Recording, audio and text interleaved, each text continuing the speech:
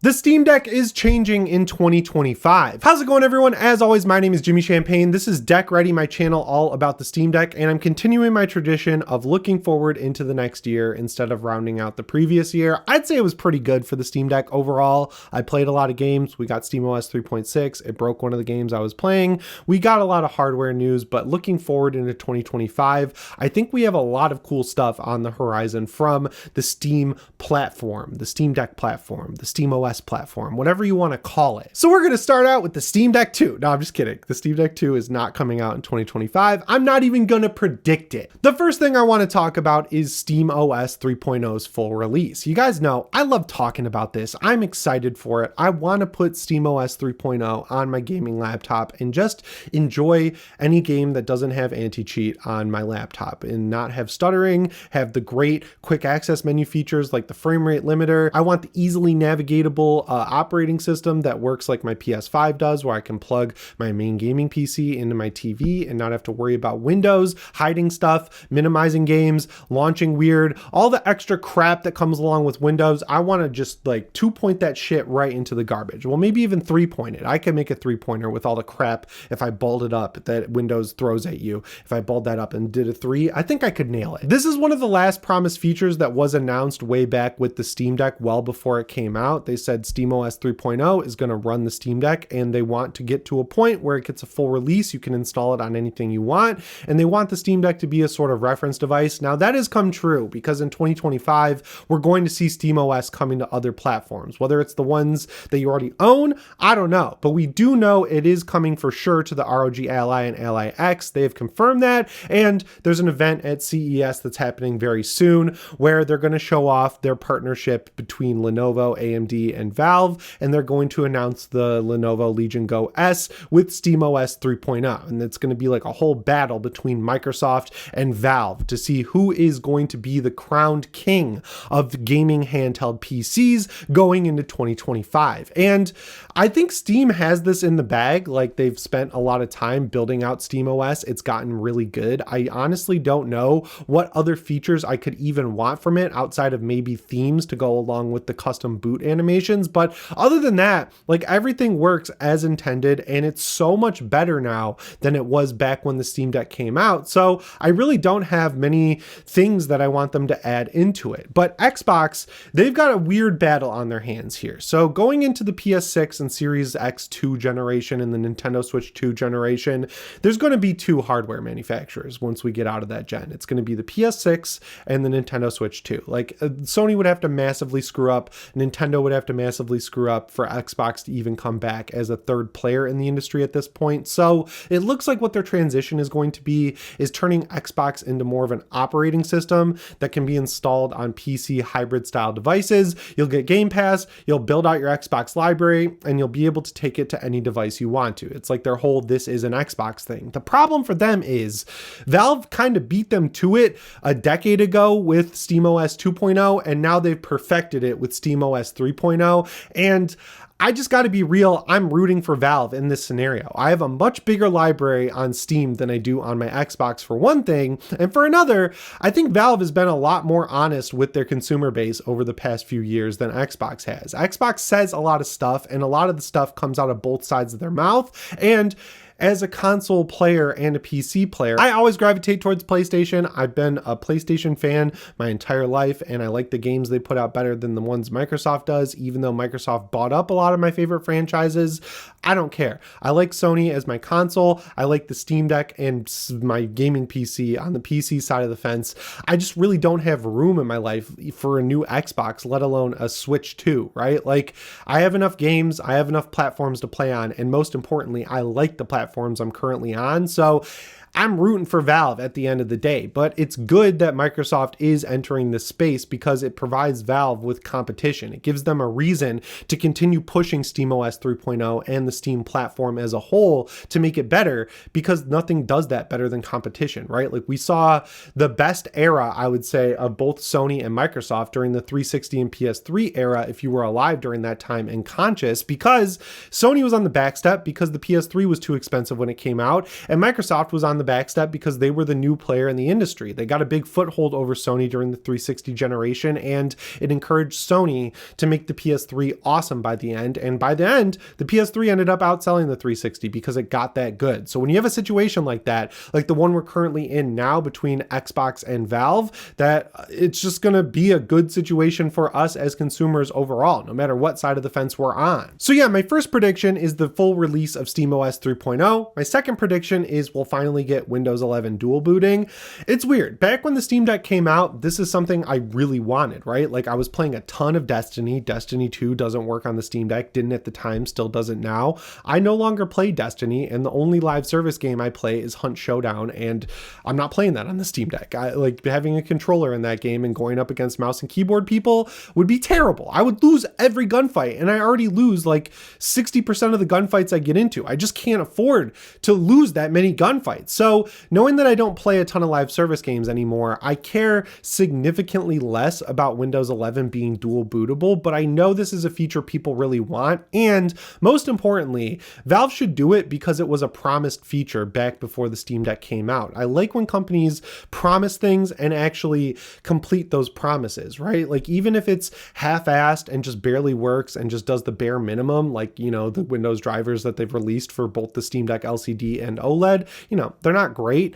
I'm fine with that. As long as they fulfill their promises that they made back when the Steam Deck came out, then I feel good about supporting that company, and I don't really have any reason to be worried because they've knocked off like every promise they've made and then some. Like they have been so good at baking in great features to SteamOS 3.0, like on a dime, really. Like you see something that someone does in the community and then Valve will have it officially baked into SteamOS within weeks. I mean, it's really tough to complain. And when it comes to Proton, they're great about updating it immediately when a game doesn't work. Like Rogue Trader, I'm not going to give them a pass on that because SteamOS 3.6 came out in October and the game finally works now in December at the end of the year. That's the longest time I've seen personally where a game I want to play worked at one point, didn't work for a while, and then Valve eventually fixed it.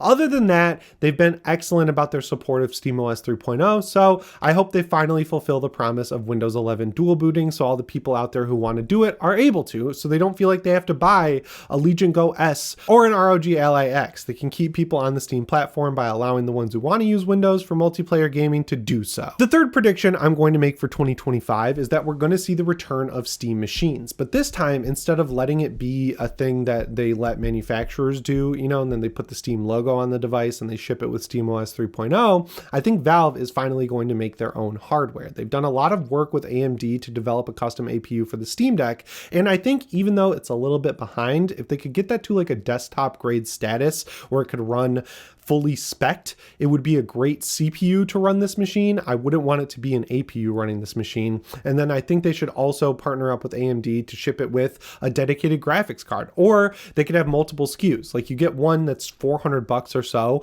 that comes with just the APU and it can run games upscaled from 720p on a 1080p monitor or even a 4K monitor at 30 FPS and be a solid experience, bringing along all your saves and everything like that. Or you could pay like $1,000 and get one with the APU as the CPU and a dedicated GPU to be a true gaming rig that you could just put under your TV. The big war going into the next generation of consoles is going to be engagement. We've already seen this starting. They want to keep you on these platforms as long as possible. Valve does an excellent job with this by just having a good product, but the competition it's providing, now that other people are jumping into their ring like Sony and Microsoft, I think they need a TV style box that's made by Valve and sold as a Steam machine to really kind of just keep that foothold that they currently have in the industry. It's great that SteamOS 3.0 is getting to the point where it can run on any hardware out there, but having to install it yourself, I think, is going to be a big barrier for like casual console players. And if they can just go to the store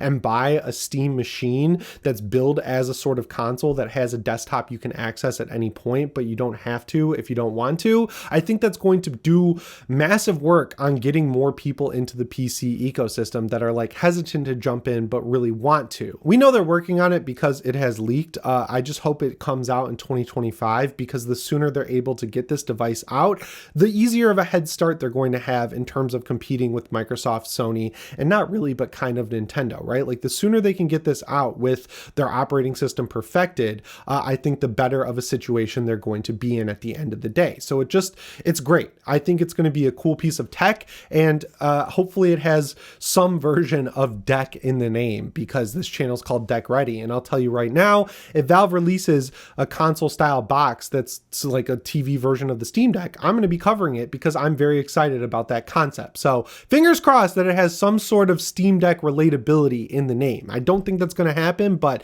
maybe I'll just change the channel to Deck Machine Ready or something. I'll workshop it. But that brings me to my third prediction, because if they're releasing a TV box version of the Steam Deck, they're going to need a controller, and that means they're going to need a Steam controller too. Now, weirdly enough, this has leaked as well, and it's kind of like one of those situations where it's Occam's razor, where, you know, we all kind of expected them to do something wild and different just going off of what they released with the Steam Controller 1 with the touchpads and everything like that, but the real design was sitting right in front of us the entire time. Essentially what they've done is the reverse of the PlayStation Portal, where on that device Sony cut the DualSense in half and put a screen in the middle. Valve is working backwards. They're taking the Steam Deck, they're cutting the screen out of the middle, they're cramming the two halves together and making it into a controller. I think this is important, obviously, for their TV box, but for me, selfishly, I just want a controller that's built to work with Steam and PC. I love using my DualSense Edge with PC because the battery life is terrible, and you have to use it wired to actually be able to use it correctly on PC, especially with Sony games that have DualSense features. You need to be wired. So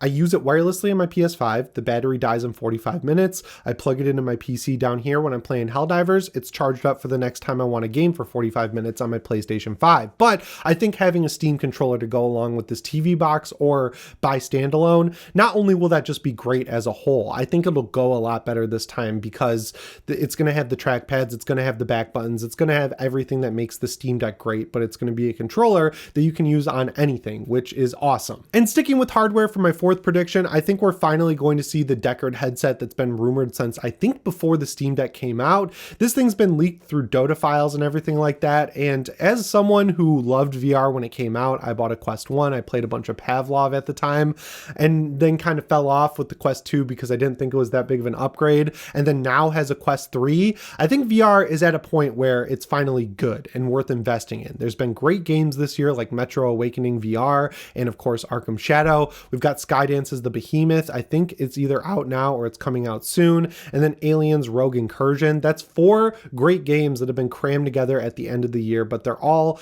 at least excellent from the ones I've played, and they seem like they're going to be excellent from what I've seen from the ones that aren't released yet or I haven't played yet. And knowing this is not like the Index, where that was not built to be a standalone headset, that was built to be like well above entry level, like the maximum spec of VR, this seems like it's going to be entry level, going head to head with the Meta Quest 3 and something like the Vision Pro. Hopefully they can get the price in check, but knowing that it's going to take advantage of Steam's store where they're already selling VR games, they could probably sell it at either cost or a little bit of a loss like they kind of do with the Steam Deck and be fine, because they'll recoup all the money they lose just through people buying games on Steam. The only reason I'm so positive this thing's probably coming in 2025 is because it's been leaked for so long, and now the controllers are leaking. Multiple revisions have leaked. The controllers they landed on are essentially just clones of the Quest controllers, but a few of the buttons are moved around a little bit, which is kind of a bummer. Regardless, I'm excited about this. I'm excited to see the Steam platform branching out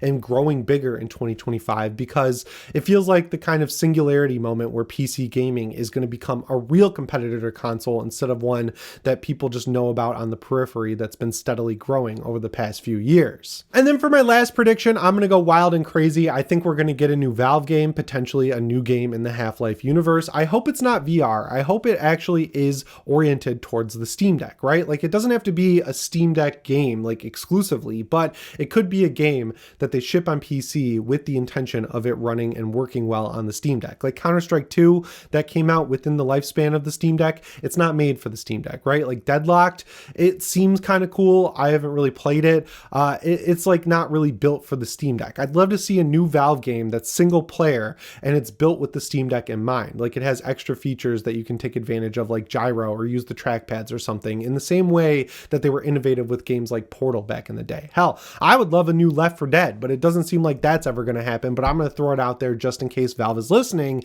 and they know that people really want a new Left 4 Dead. But yeah, those are my predictions for where things are going to go in 2025 for the Steam Deck. It might go into 2026, but you know, the tea leaves are there. I'm just reading them and I'm excited about the future. Whereas Sony and Microsoft, they're kind of in the late generation stage where they're getting ready for the next gen. It's just going to be a little bit of quiet refreshes and games coming out. Valve feels like they're once again at the beginning of a new generation, and I could not be more excited. Anyway, guys, that's all I've got for you in today's video. As always, my name is Jimmy Champagne. I'll see you in the next one. Thanks for watching and shape on.